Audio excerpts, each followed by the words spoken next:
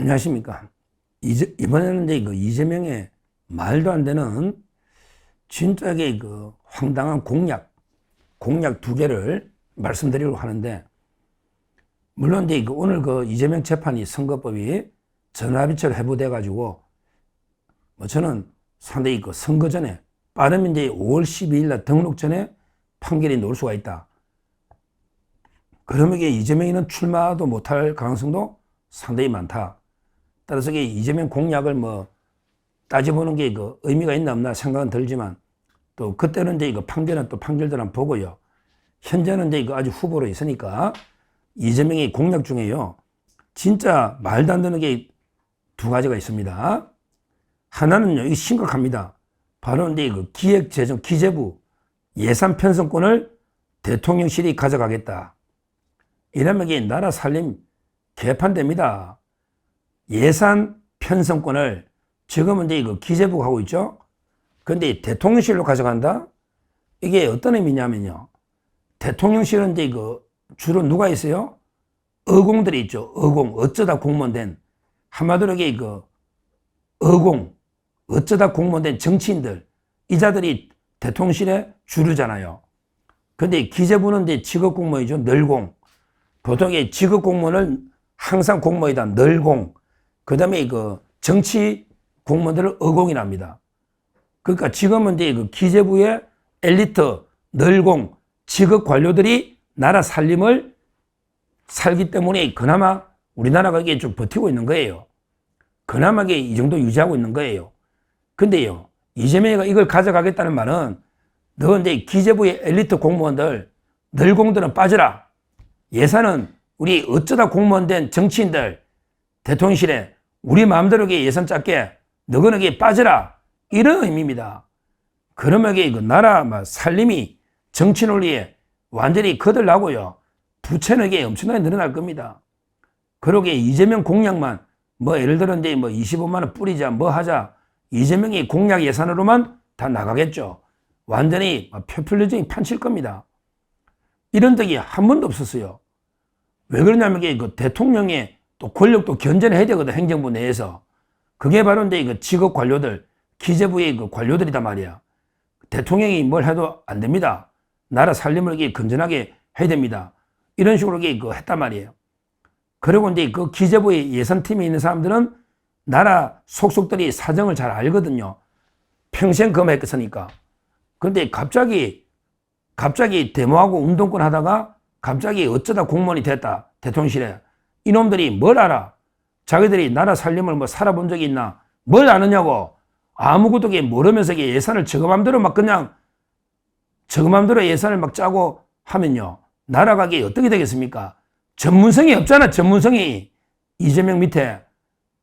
따라서 예산 편성권을 기재부가 아니고 대통령실로 가져가서 이제 아마추어들, 정치인들, 운동권, 그것도 진짜 무식한, 아무것도 모르는 이런 자들한테 맡기겠다는 것은 완전히 우리나라 살림을 거들낸다, 이런 의미이기 때문에 이거는 반드시 막아야 된다.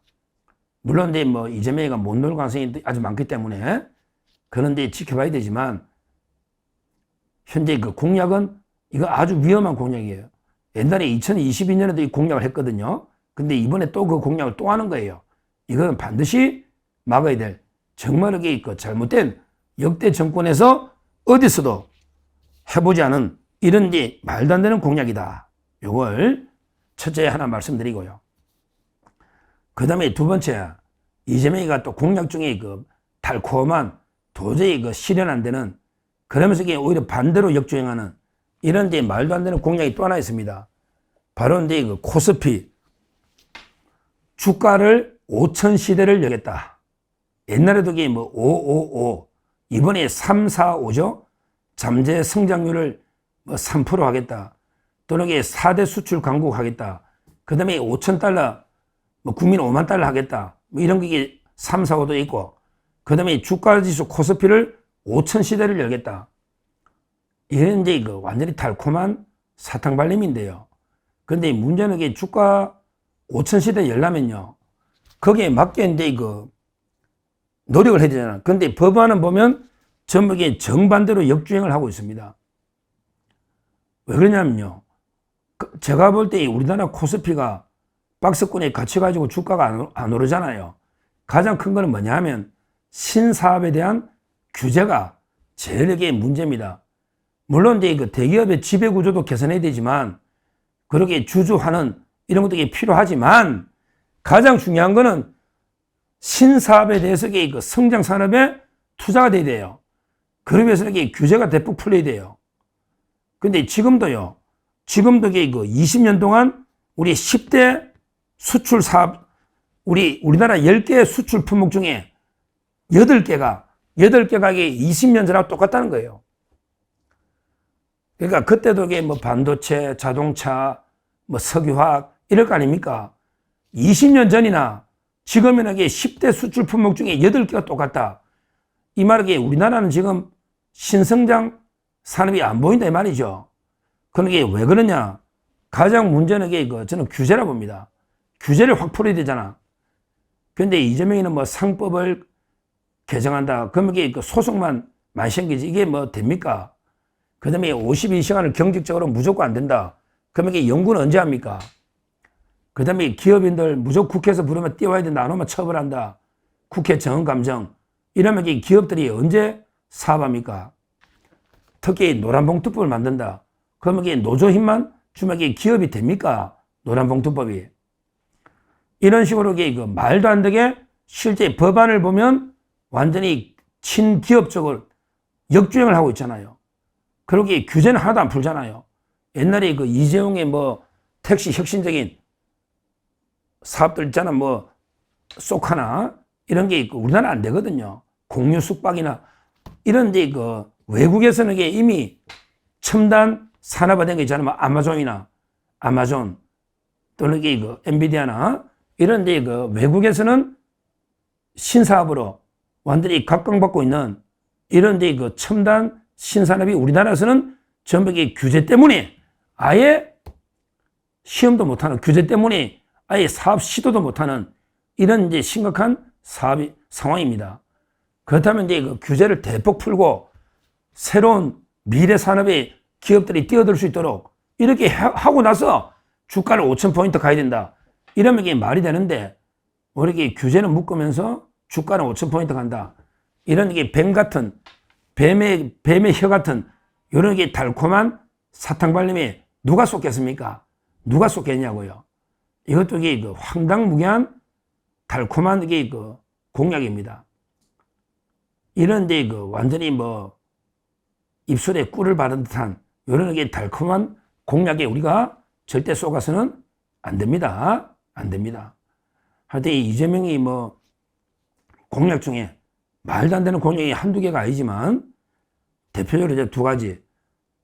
기재부의 예산 편성권을 대통령이 가져가기 때문에 진짜 역대 어느 정권도 없었던 잘못된 공약이고요. 그 다음에 그 주가 5,000포인트 이거는 뭐 그냥 달콤하게 누구나 약속했지만 한 번도 실현된 적은 없죠. 근데 특히 유난히 민주당이나 이재명에게 규제만 강화하고요. 모든 게 민노총 눈치를 보는 전부 게 노동 친화적인 민노총 눈치를 보는 이런 상황에서 주가 5,000은 말도 안 되는 게 연못 구워 차라리 뭐 산에 가가 물고기 잡아주겠다. 이게 낫지. 말도 안 되는 게 그 달콤한 사탕발림 뱀의 혀 같은 사기다. 이렇게 말씀드리고요. 하여튼 이거 이재명 뭐 저는 출마가 어려울 수도 있겠다. 왜냐하면 이게 대법원이 정광석과처럼 전화배치를 해서 5월 12일 전에 선고하면 이게 민주당 후보가 교체돼야 됩니다. 지금이라도 이재명은 빨리 사퇴하고 민주당도요. 나중에 후보 못 내기 전에 빨리 후보를 교체라. 이렇게 다시 한번 촉구하는데 하여튼 그래도 이재명이 잘못된 공약을 비판할 거는 해야 되겠다. 이렇게 말씀드려서 두 가지를 말씀드렸으니까 여기에 절대 쏘가서는 안 된다. 다시 한번 강조 말씀을 드립니다. 감사합니다.